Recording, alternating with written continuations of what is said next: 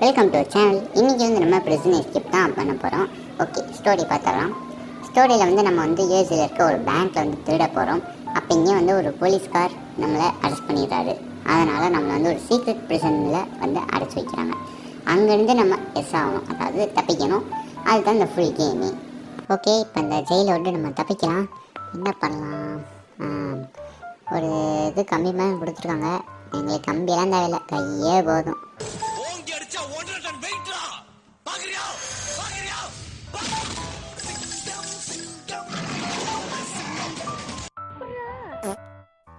Okay, தலைவர் பெரிய விஷயம் பண்ணிட்டு வெளில வந்துட்டாரு. கடைசியில் பார்த்தா பேய்கிட்ட தப்பிச்சு நாய்க்கிட்ட மாட்டிக்கிட்டாரு.